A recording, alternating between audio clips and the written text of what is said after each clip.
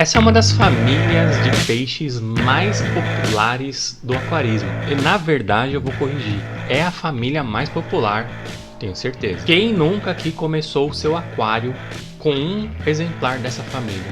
Quem nunca começou um aquário com espadas, platis e molinésias? Eu sempre esqueço dos lebistes ou guppies. Estou corrigindo. Espadas, platis, molinésias e guppies, que junto com carpas e quindios são os peixes mais populares do aquarismo. Peixes que obrigatoriamente você encontra em qualquer loja de aquarismo. Não tem loja de aquarismo que não tenha espada, plati e molinésia. É basicamente um feijão com arroz do aquarismo. É por onde a maioria começa. E aí, conforme vem as crises de meia-idade, os caras voltam a reproduzir esses peixes. São peixes que nos ganham na infância e com certeza voltam a nos ganhar na velhice também. Quando a gente é jovem no aquarismo, a gente se acha demais e acha que peixes mais complexos são mais legais, com a maioria dos peixes de aquarismo jumbo, talvez, ou ciclídeos anões com reproduções super complicadas, com aspectos químicos da água super elaborados. E aí quando a gente vai ficando velho no aquarismo, a gente quer simplificar a vida e volta a ter os peixes mais simples, mais robustos, que se reproduzem mais, com mais facilidade. Eu já estou viajando na introdução, então fica comigo até o final, porque eu fui dar uma leve pesquisada para poder falar um pouquinho sobre os poecilídeos e acabei arrumando um monte de assunto. Então fica comigo até o final para a gente desenrolar um pouco a ideia sobre os poecilídeos. Fala povo, Rick Gama aqui, depois dessa extensa introdução sobre o assunto. Deixa eu contar o que aconteceu. Eu não ia gravar sobre isso hoje. Não ia mesmo. E aí o que aconteceu? Eu fiz pedido para a loja de alguns peixes na semana passada. Dentre esses peixes eu sempre peço algumas variedades, né, de peixes que normalmente não se encontra por aí. Então se você visitar a Pet Hobby um dia, você vai ver que eu tenho uns peixes meio diferentinhos. Não costumo ter o simplesinho. Eu tenho o simples, só que um pouquinho modificado. Por exemplo, lá na Pet Hobby, raramente você vai encontrar a espada sangue. Você vai encontrar a espada Showa, a espada dominó, a espada corraco. Mas aquela normal, a sangue, raramente você vai encontrar. Eu costumo pedir os peixes do básico, mas diferenciado. Porque o básico, eu acho que tem na loja do Zé da Esquina. Então eu procuro dar essa variada e essa diversificada para atrair clientes que querem dar essa diversificada. E aí eu fiquei apaixonado por uma espada corraco que eu trouxe lá para a loja. E ela é espada, corraco e albina. Normalmente eu não gosto de bicho albino. Isso é uma preferência minha. Mas essa espada em específico realmente me cativou. Ela é muito bonitinha, como vocês devem estar observando aí nas imagens que está passando na tela. Bom, fiquei apaixonado por essas corracos e algumas delas estão ovadas. E aí eu encontrei uma bela de uma oportunidade de reproduzir elas aqui em casa, já que agora eu tenho uma bateria de aquários. Inclusive, muito obrigado aos envolvidos nessa bateria. Essa bateria foi comprada pelo grupo de membros do canal junto com a Pet Hobby. Eu não gastei um centavo do meu bolso nessa bateria. Então, muito obrigado aqui a Pet Hobby e aos membros desse canal que contribuíram para a compra dessa bateria. E já que eu tenho a bateria aqui, eu trouxe esses peixinhos para cá para tentar reproduzir eles. São diferentes, são bem bonitos. E aí quem sabe eu consiga fazer uma produção legal deles aqui, futuramente abastecer a loja para ajudar a manter essa bateria funcionando, não é mesmo?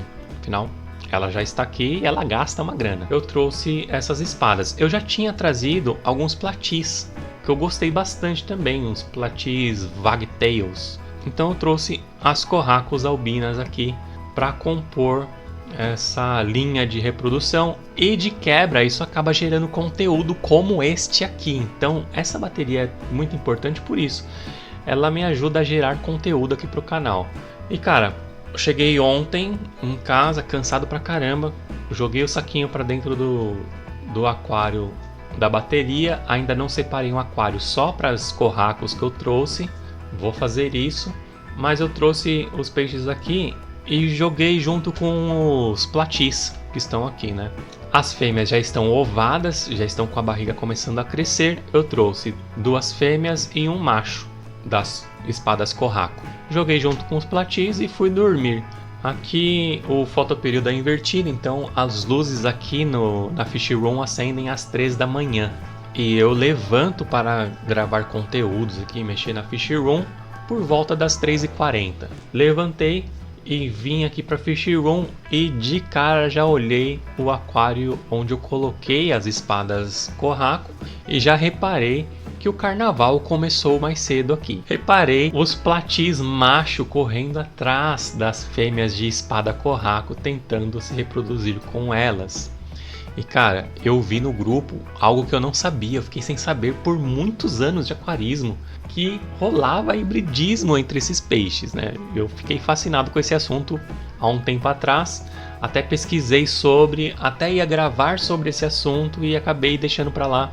Entraram outros assuntos na frente, acabei não gravando. Mas rolou na minha frente, eu achei inevitável, inevitável falar sobre. Os platis estão tentando reproduzir aqui com as minhas espadas corraco. Nesses peixes existem alguns aspectos interessantes sobre a reprodução, e é sobre isso que a gente vai falar nesse vídeo, sobre a reprodução dos poecilídeos, basicamente. É uma das reproduções mais interessantes do aquarismo, vinda num peixe que é o mais popular, é o mais simples do aquarismo, é por onde todo mundo começa. E é uma das reproduções que mais me encantam, porque é bonita de se assistir, principalmente a parte em que o filhote sai da mamãe.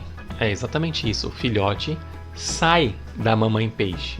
Ela não coloca ovos, o peixe já sai vivo de dentro da fêmea.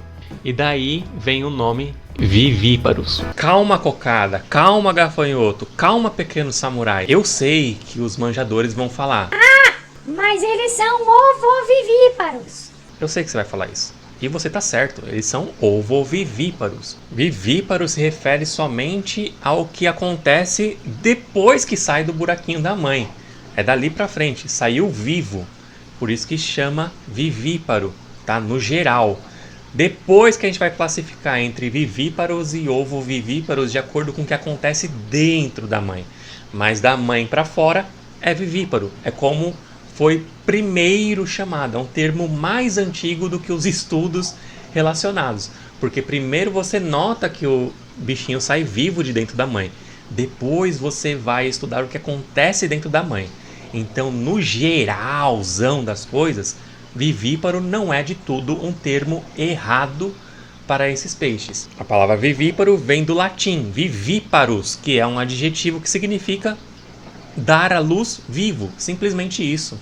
Então não é um termo errado.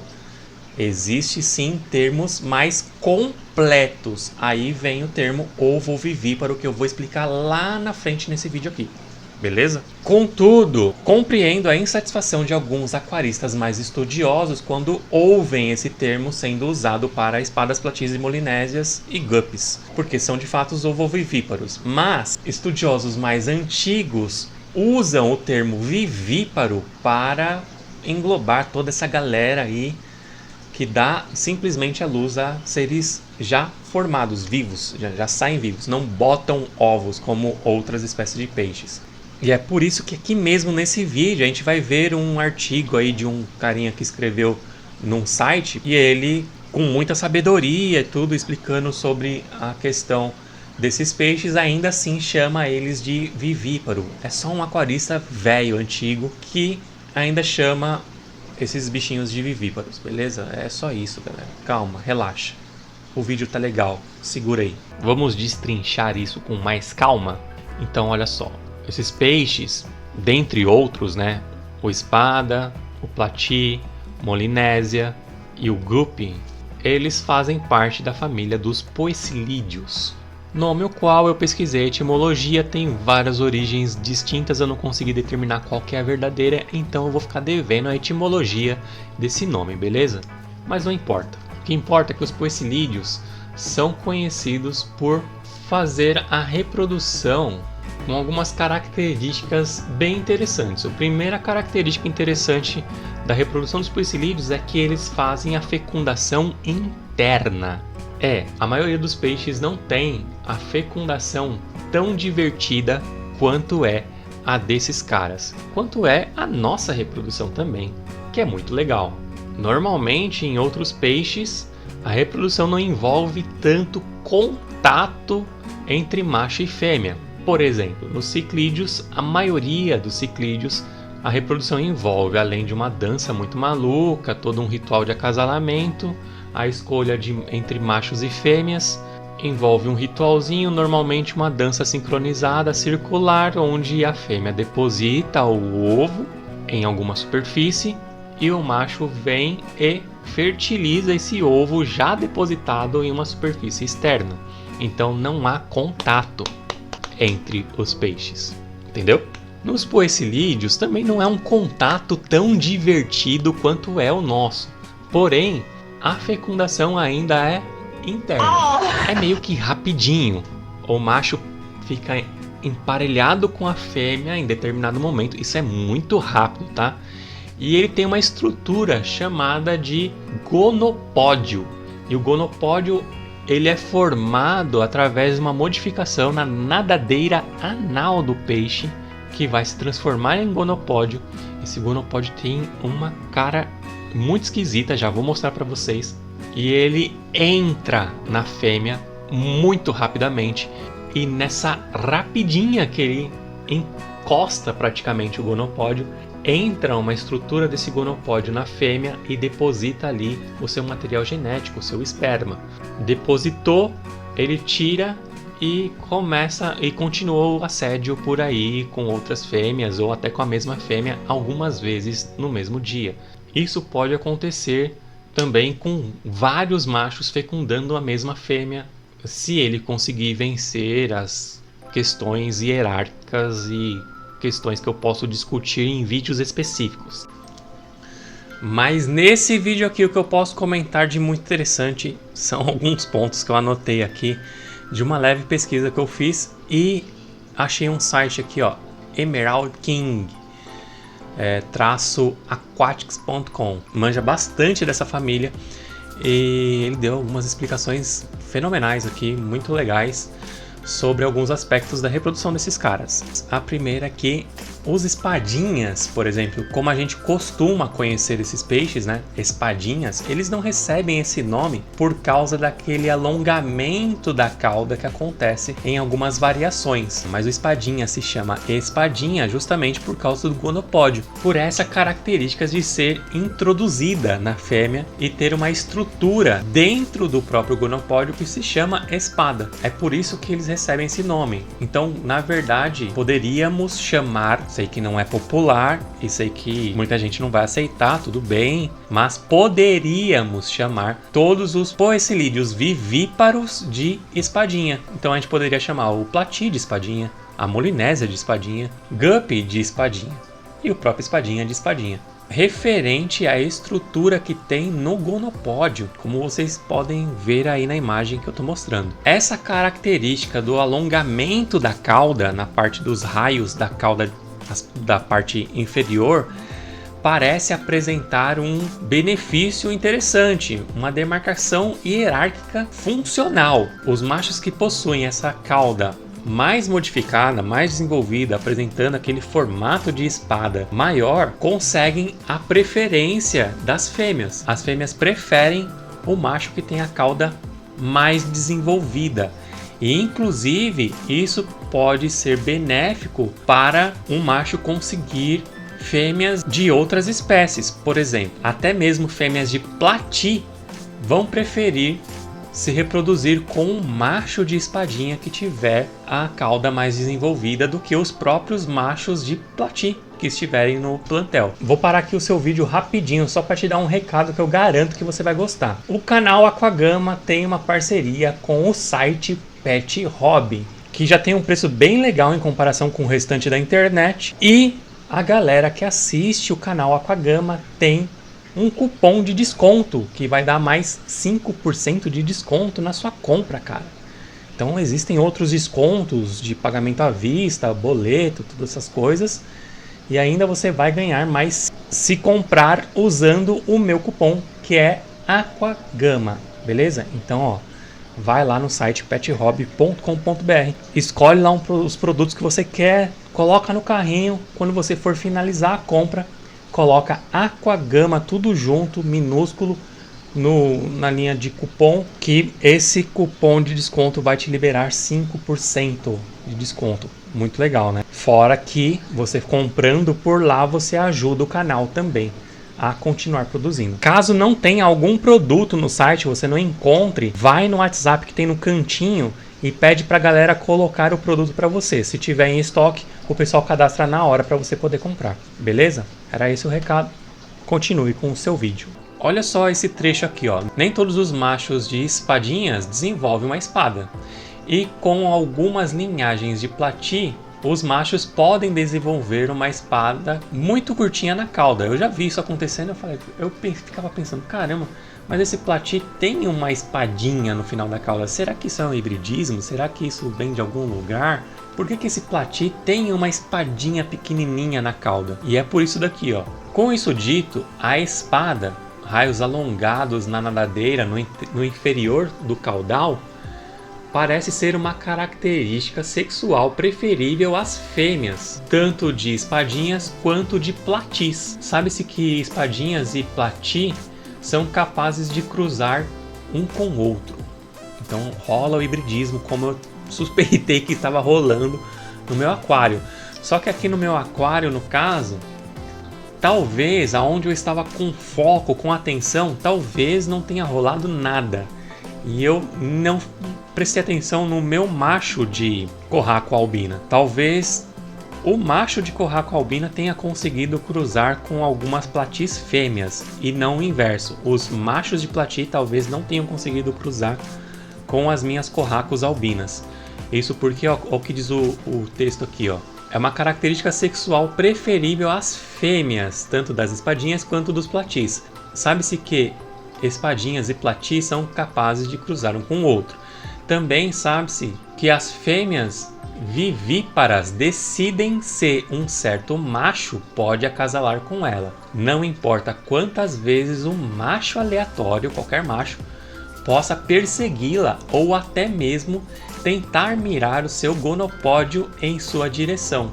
Pois é, eu não sei se você prestou atenção nessa parte do texto, mas essa informação vai fazer você ter pesadelos essa noite.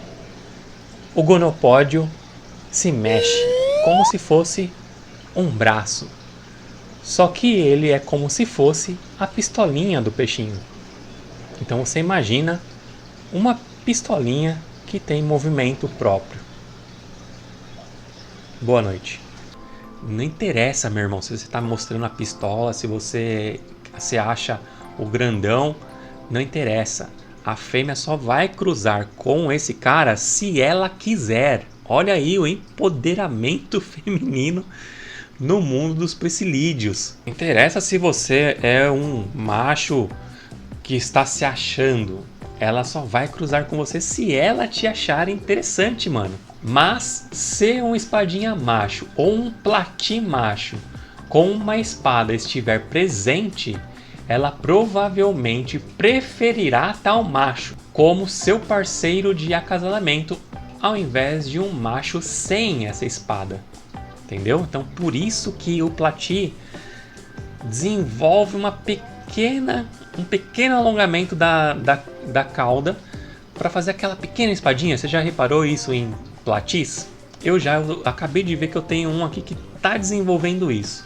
Isso provavelmente é impulsionado por testosterona e vai se desenvolvendo cada vez mais, ficar mais evidente para os platis fêmeas aqui. E elas provavelmente vão preferir cruzar com esse cara que tem a cauda mais desenvolvida. Agora, se tiver um espadinha no meio do rolê, coitado dos machos de plati. As fêmeas de plati vão preferir o espadinha porque ele tem essa característica de cauda mais alongada. formando a famosa espada dos espadinhas. O que também torna mais provável que uma Platy fêmea escolha acasalar com espadinha do que com um Platy quando ambas espécies são mantidas juntas em um tanque. Então, em referência à seleção de acasalamento em geral, as fêmeas das espécies Tiphophorus preferem espadas de espadinhas, macho e Platy preferem isso mais do que a coloração do corpo do macho. Então não importa se o macho é muito colorido, o que importa é se ele tem a espada grandona. Quanto maior a espada, mais elas preferem esse macho. Essa mudança da cauda, do alongamento dos raios da cauda para formar essa espada é ativado por questões genéticas. Elas são ativações genomórficas, eu acho que é assim que fala. Mas precisa de um gatilho. Normalmente o gatilho é a presença do hormônio da testosterona. Ativa esse gatilho genético que vai desencadear o desenvolvimento dessa cauda diferenciada. Não é só aí que fica as modificações morfológicas do bicho em determinado momento da vida, dependendo dos gatilhos que esse peixe sofrer. Por exemplo, existe uma modificação pouco falada aqui no Brasil, e eu acho que só por isso eu já mereço um like aqui nesse vídeo. Por favor, cara, porque o que eu vou falar aqui, eu nunca vi ninguém falando no YouTube. Existe uma modificação morfológica, uma plasticidade fenotípica que acontecem em machos de Platy, de espadinha, de molinésia, podem desenvolver uma chamada mancha pseudográvitica. Esse fenômeno acontece principalmente em espécies de Platy em comparação com espécies de espadinhas, mas acontece também com espadinhas. Geralmente, essa mancha pseudográvitica será desenvolvida durante ou após a transição da nadadeira anal para um gonopódio. Então, quando o macho ele está na sua juventude com a testosterona aumentando bastante, essa testosterona vai desencadear uma série de modificações morfológicas. A principal é a mudança da nadadeira anal para um gonopódio. Essa é a principal mudança, é o que vai caracterizar esse exemplar como um macho funcional de fato. O macho funcional precisa ter um gonopódio desenvolvido, que é a ferramenta que ele vai usar para se reproduzir. Beleza? Até aí? Esse fenômeno fenotípico, ele desencadeia outras mudanças eventualmente. Uma dessas mudanças é justamente essa mancha pseudográvitica. Isso dificilmente acontece antes da transição da nadadeira anal. Isso não tem nada a ver com uma fêmea se transformando em macho. Rola essa confusão. As fêmeas, já vou adiantando, as fêmeas, não só de espadinha, não só de vivíparos, poecilídeos, não só dessa galera que a gente está comentando, mas de outros peixes, vários outros peixes, tilápia é muito famosa por isso, fêmeas podem se transformar em macho. Sim, existe essa questão de mudança de sexo nos peixes. Eles mudam conforme as pressões ecológicas presentes no ambiente que ele vive. Por exemplo, na falta de machos, fêmeas podem se tornar machos em determinadas espécies, e nos espadinhas isso acontece. Mas acontece também de machos de espadinha apresentarem características de fêmeas. É como se ele usasse maquiagem. Ai, delícia! Mas ainda tem um moque, gogó e rola. Uma dessas características é essa mancha pseudográvitica. Parece muito com a barriga da fêmea quando ela está grávida. Fica mais escurinho, quer dizer, quando é um peixe de morfologia normal, certo? Aqui no meu caso, as minhas fêmeas são albinas, então essa mancha fica mais clarinha, bem bonitinho de se observar. Isso que me chamou a atenção nesse peixe, inclusive. A transparência da pele do peixe deixa a gente ver essa mancha dentro das fêmeas grávidas, que nada mais são do que os alevinos se desenvolvendo dentro da barriga dela. Espera aí que eu errei nessa parte. Eu fui falar coisa de conhecimento que eu tenho, conhecimento popular do aquarismo, e acabei falando bosta. Na verdade, essa mancha não é proporcionada pelos embriões se desenvolvendo dentro do saco ovariano da fêmea. Não é, essa coloração Não vem dos alevinos, mas vem do próprio saco ovariano. E tem mais, isso também serve de sinalização. Isso demonstra que uma fêmea é madura sexualmente. E não só isso, demonstra vários outros tipos de sinalizações, que eu tenho um trecho de um artigo aqui para mostrar para vocês, bem interessante. Mas, corrigindo, a coloração mais escura não são das ovas, não são dos embriões se desenvolvendo, mas sim do próprio saco ovariano, que é onde essas fêmeas guardam essas ovas durante seu desenvolvimento. É como se fosse uma placenta. Não é uma placenta, porque placenta teria a função de alimentar o embrião diretamente, e não é o que acontece. Isso daí só guarda as ovas. Por isso que se chama saco ovariano. Aparentemente, essa transparência no corpo das fêmeas nessa região servem para uma comunicação com os possíveis parceiros, inclusive. Demonstra que essa fêmea, primeiro, está madura sexualmente e, segundo, demonstra os estágios de fertilidade ou até de gestação. Essa mancha muda de formato, cor e tamanho de acordo com o que essa fêmea precisa sinalizar. É muito interessante você colocar isso no contexto da evolução, porque você começa a imaginar que fêmeas que conseguiam demonstrar isso através da transparência nessa parte do corpo, conseguiam se reproduzir mais, deixando mais descendentes com essa característica genética, formando assim novas linhagens de peixes que têm essa transparência nessa parte do corpo. Por isso que hoje temos essas linhagens com essa característica bem latente. Essa sinalização volta lá para os machos que precisam se passar por fêmeas. São machos submissos que precisam sinalizar que são submissos para cessar ataques de machos dominantes. Olha que coisa louca, quanta informação tem em uma pequena mancha. O trecho do artigo que eu separei diz assim, ó: na maioria dos peixes vivíparos, a mancha grávidica é um excelente marcador para identificar fêmeas chocadoras. Ele quis dizer fêmeas férteis.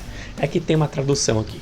No entanto, o seu uso para prever o progresso do desenvolvimento embrionário, tamanho da ninhada, tempo de parto e potencial reprodutivo geral das populações permanece inexplorado. Então precisa pesquisar muita coisa nessa área ainda. Olha quanta coisa ela pode sinalizar através de uma mancha. Portanto, para entender essas relações, este estudo quantificou os atributos visuais, intensidade e tamanho da mancha grávidica em relação ao desenvolvimento interno chave em Gambusia Holbrook. É esse peixe que está aparecendo aí que nem eu conheço. As observações mostram que a cor da mancha grávidica surge da melanização progressiva da superfície do saco ovariano em sua margem posterior, em vez da melanização dos embriões em desenvolvimento ou da pele da mãe chocadora. Mais importante, a intensidade e o tamanho da mancha grávidica estavam intimamente ligados aos estágios de desenvolvimento e ao tamanho da ninhada, sugerindo seu uso confiável como substitutos externos do desenvolvimento interno chave na espécie. Usando a consistência preditiva da mancha grávidica, também determinamos o efeito da temperatura de criação no período de gestação do comportamento de parto. Cara, sensacional. Uma mancha diz muita coisa. Eu vou falar mais sobre esse assunto, sobre os aparelhos e o sistema reprodutivo de vivíparos, ovovivíparos, poecilídeos, toda essa galera. Eu vou falar mais sobre isso em outros vídeos aqui no canal. Não dá pra falar tudo nesse vídeo aqui. Só de gonopódio, putz, tem assunto pra caramba pra falar desse pipizinho aí. Mas já dá pra ter uma noção que tem bastante assunto relacionado a isso aí. Da hora, né? A gente consegue ver os alevinos lá dentro e isso fica uma manchinha bem escura. Essa mancha é copiada pelos machos por motivos que ninguém estudou direito ainda, mas com a experiência que a gente vem adquirindo, minha teoria é que isso possa ser desenvolvido como sinal de submissão. O problema é que quando esse macho cria essa mancha, ela não some nunca mais. Olha só. Geralmente essa mancha pseudográvidica se desenvolverá durante ou após a transição da nadadeira anal para um gonopódio. Isso dificilmente acontece antes da transição da nadadeira anal. E isso não tem nada a ver com a fêmea se transformando em macho, pois essa é uma história diferente. Uma mancha grávidica de uma fêmea é a parte translúcida da pele, enquanto a mancha pseudográfica é desenvolvida na pele e é absolutamente não translúcida. É uma mancha mesmo, não é uma transparência que dá para ver algo mais escuro. É uma mancha mesmo. Uma vez que essa mancha pseudográfica se desenvolve, ela nunca desbotará e nem desaparecerá. Suspeito eu que isso seja um sinal de submissão para que esse macho pare de ser agredido por um macho dominante. Então ele sinaliza que ele tá lá, ó, você ganhou, cara, eu não vou mais brigar com você. Isso me parece mais uma sinalização de macho para macho do que de macho para fêmea. O macho está sinalizando para outro macho que ele tá de boa e não quer treta. O problema é que ele vai ficar com essa mancha de bundão pro resto da vida. Mas se esse macho dominante for retirado por qualquer motivo do recinto, esse outro macho talvez tenha a oportunidade de desenvolver a sua espada e chamar a atenção das outras fêmeas. Isso é teoria só com base em coisas que a gente conhece de outras espécies, beleza? Mas sim, existe uma mudança de sexo genuína nessa espécie. Olha só, espadinhas podem nascer com gônadas masculinas e femininas, o que torna possível que espécimes fêmeas possam mudar de gênero. Elas podem, cara, do nada se formar machos. Nascem fêmeas, mas não tem macho suficiente, vou eu virar um macho aqui e dar conta do recado. O importante é a perpetuação da espécie, mesmo quando ela já esteve grávida antes. Olha, isso é para mim fantástico. Ela pode se reproduzir como fêmea e, dependendo das pressões ecológicas, se sumirem os machos, ela pode se tornar um macho, mesmo tendo bebês anteriormente. Isso não vai impedir ela de virar macho. Olha que legal. Nesse caso, a fêmea manterá seu ponto grávido. Eu não entendi o que essa tradução quis dizer, mas provavelmente é em relação à morfologia do interior ali das capacidades de engravidar. Os espécimes transformados serão machos funcionais quando se trata de reprodução. Então elas conseguem fazer bebês sendo um macho da relação. Mas sim, fêmeas podem mudar de gênero depois de terem seu último lote definitivo de alevinos. Ou seja, depois que ela vira macho, ela não pode mais se reproduzir como fêmea, apesar de ter todos os aparelhos lá dentro. Há também fêmeas velhas que mostrarão características masculinas, como raios alongados na nadadeira caudal externa e anal. Nesse caso, será outra história, pois um gatilho hormonal tornará os genes MSX fortemente ativos, o que afetará o estado morfológico das nadadeiras em espadinhas fêmeas. Uma fêmea tão velha parará de se reproduzir. Em geral, essa transição de fêmea para macho ocorrerá após um certo gatilho, possível somente enquanto tal fêmea for um genótipo A grande e A pequeno, né? Um exemplo poderia ser uma proporção desequilibrada de machos e fêmeas dentro de um grupo, ou mesmo a falta de hierarquia dentro de um grupo. Ou seja, olha só que interessante, não é só que não tem macho dentro do recinto, pode até ter um macho, mas se forem machos frouxões, pode uma fêmea acabar se tornando um macho fodão e começar a se reproduzir nesse grupo. Não tinha macho de verdade, sabe? Aquele macho que mata a cobra e mostra o pau.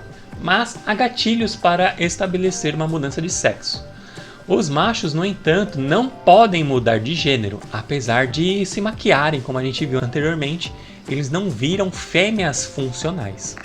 Pois a transição da nadadeira anal para gonopódio é irreversível. Agora um relato do escritor desse site aqui, ó, se liga nesse relato. No passado coloquei fêmeas grávidas separadas. Elas deixaram seus alevinos, ou seja, pariram, e algumas se transformaram em machos funcionais. Na falta de macho, pressão ecológica ali do ambiente, não tem macho alguém vai se transformar em macho. Coloquei algumas juntas com jovens virgens, mas já sexualmente maduras, e elas foram impregnadas por fêmeas transformadas.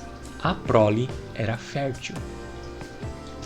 Palmas para a natureza. Cara, que sensacional! Que sensacional! Nota, uma mudança de sexo não acontece apenas com as espécies Scyphophorus. Também podem acontecer com vários outros tipos de espécies vivíparas, mas não com todos os tipos. Mas acontece principalmente com espécies de Scyphophorus, como a família vivípara mais conhecida. Entre as 26 espécies do gênero Scyphophorus, espadas e platis, há espécies com sistemas de cromossomos sexuais XY e ZW. Nesse gênero, esses sistemas heterogaméticos simplesmente estão presentes juntamente com situações mais complexas que podem incluir múltiplos loci e cromossomos. Se houver falta de machos ou mesmo nenhum macho dentro de um grupo, mas houver filhotes presentes, você notará que haverá machos jovens em rápido desenvolvimento. Olha só que maneiro. Esses machos permanecem pequenos em comparação ao tamanho médio do corpo de um macho. É porque tem aquele... Eu já comentei isso em algum lugar sobre o fato... sobre os papagaios. Sobre o fato de que se por um acaso um peixe se torna maduro sexualmente muito cedo, eles meio que param de crescer, né? Olha só isso daqui. Isso aqui comprova aquilo que eu tinha falado anteriormente sobre os papagaios em um outro vídeo qualquer. Quando um espécime se torna maduro sexualmente, prematuramente, isso, não vou dizer que prejudica, mas pelo menos interrompe o desenvolvimento de crescimento. Os peixes param de crescer quando se tornam maduros, pelo menos na velocidade normal.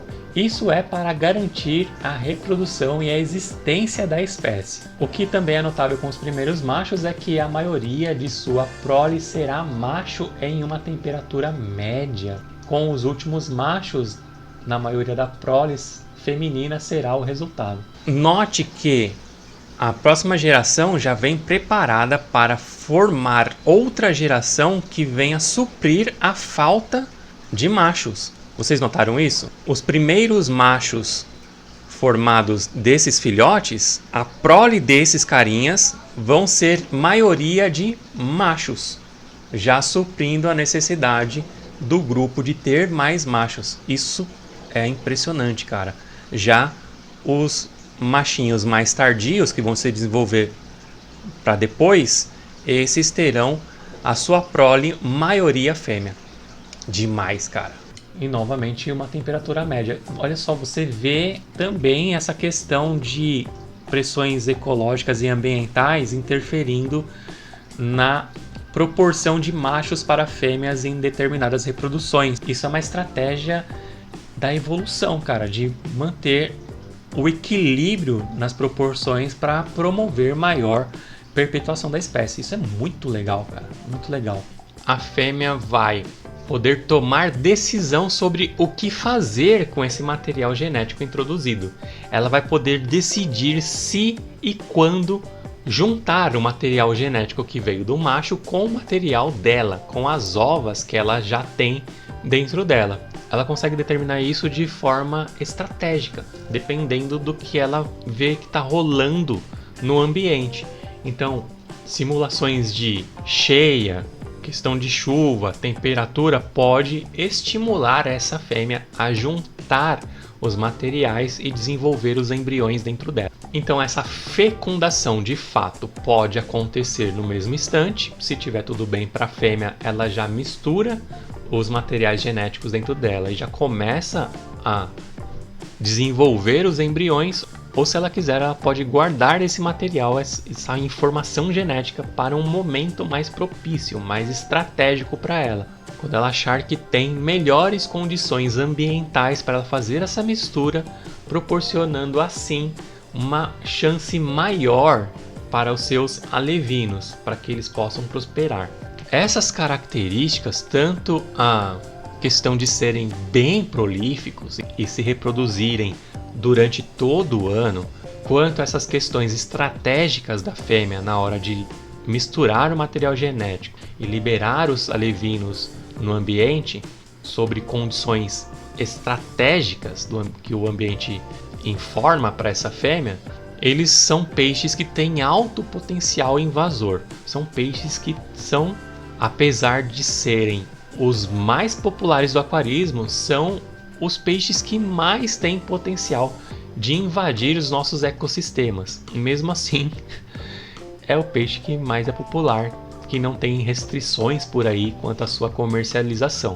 Estranho, né? É tão difícil reproduzir alguns peixes que são proibidos no aquarismo, enquanto uns que têm uma facilidade enorme de reprodução são os que menos têm a preocupação de serem fiscalizados pelos órgãos competentes. Bom, os ovos vão se desenvolver dentro da fêmea. Pera, os ovos vão se desenvolver dentro da fêmea? Será que é assim?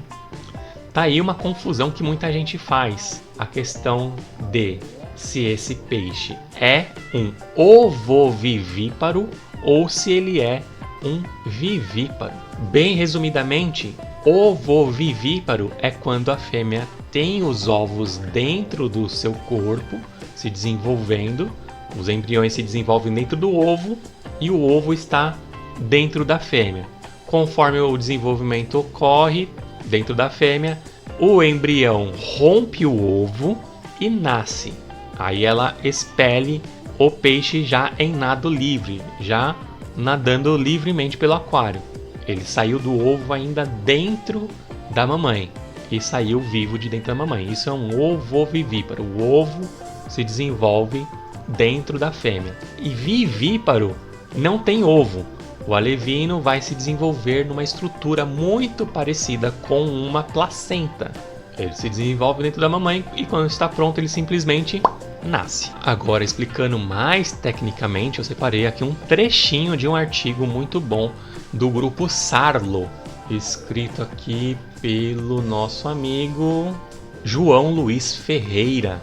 Cara, eu adoro os textos que esse cara escreve lá no blogzinho do grupo Sarlo. Depois vai dar uma conferida. Os textos deles são sensacionais, cara. Eu adoro ler os textos deles. São leves, dinâmicos, explicam bem e o cara manja demais. Então fica aqui minha recomendação de conteúdo simples, prático, fácil de ler e que ensina demais. Lá no grupo Sarlo tem esses artigos bem legais. Tem uma leitura muito facinha de ler e compreender. Eu gosto demais de ler esses textos aqui do João. Um trecho do texto dele aqui sobre o assunto diz assim, ó: seria interessante começar tomando cuidado para não confundir as palavras ovovivíparo e vivíparo. Isso acontece por aí, tá? Eu posso mostrar alguns exemplos depois. Pois tratam de métodos absolutamente diferentes, sendo que o último é considerado o mais evoluído dos tipos. Isso porque a evolução traça uma linha evolutiva onde ela ordena a aparição dos métodos reprodutivos. Antes, os seres vivos dependiam da reprodução apenas na água. Para vencer isso, eles desenvolveram o ovo, e aí o ovo consegue dar uma proteção melhor para o desenvolvimento dos embriões, e esse ovo foi sumindo conforme a evolução das espécies até chegar no que a gente tem hoje, que é a placenta. A placenta é a forma mais evoluída dos sistemas reprodutivos, onde ela não depende de um ovo, não depende de manter o embrião confinado em uma cápsula, entende? Então, os mamíferos seriam a parte mais evoluída das questões reprodutivas. Enfim, papo para outra hora. Mas, dependendo das pressões ecológicas, toda essa linha evolutiva, algumas espécies não tiveram a necessidade de modificar o sistema reprodutivo dessa forma. Tudo isso depende das pressões ambientais, o que o ambiente proporciona de riscos para a perpetuação de determinadas espécies. Então, dependendo de onde vive uma determinada espécie, não tem por que ela continuar evoluindo. Na verdade, essa questão de evolução ser melhora tem sido quebrada ultimamente. Mas eu não vou entrar nesse detalhe agora também, desculpa aí, galera. Desculpa se eu fico jogando tópicos assim, é porque a minha cabeça pensa mais rápido do que a minha boca, e aí acaba acontecendo isso, falou? Num peixe ovovivíparo... Falando de ovo, eu gosto de cozido. os ovos eclodem ainda dentro da fêmea e não há ligação direta entre ela e o embrião. Esses são nutridos a partir do material existente dentro do ovo, chamado de vitelo.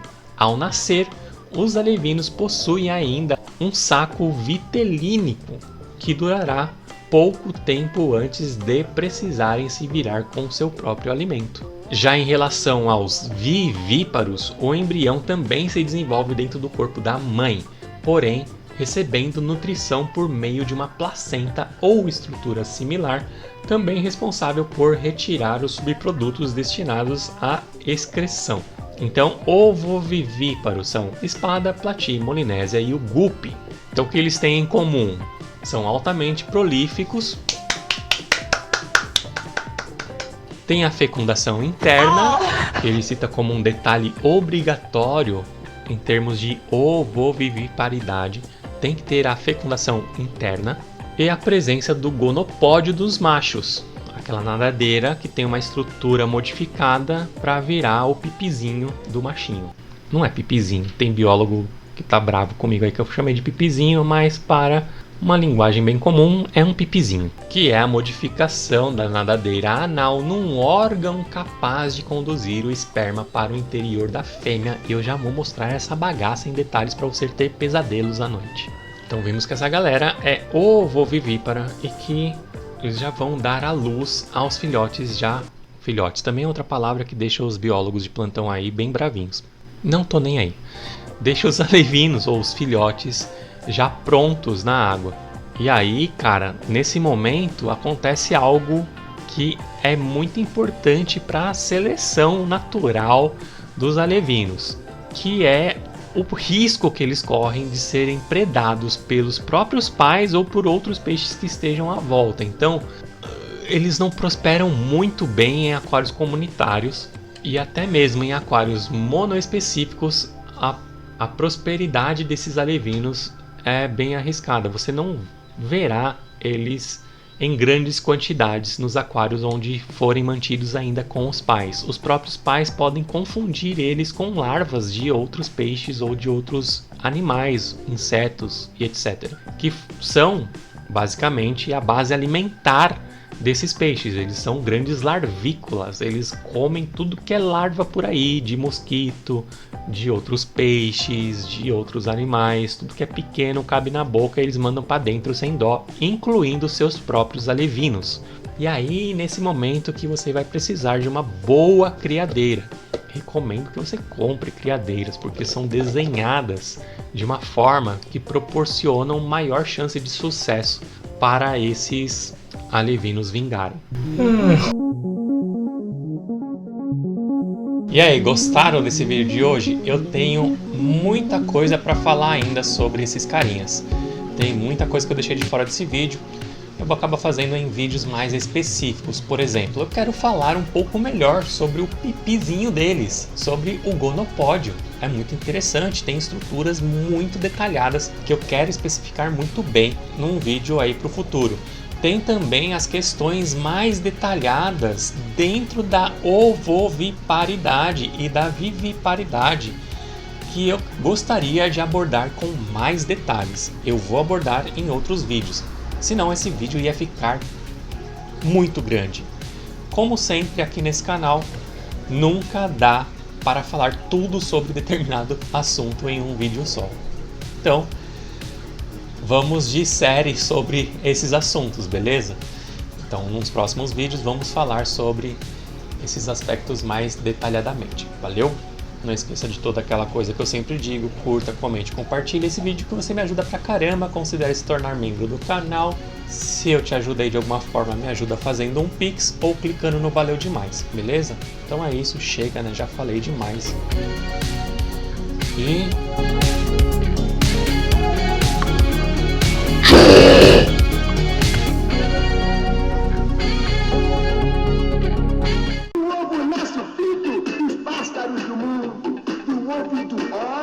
nascer os animais.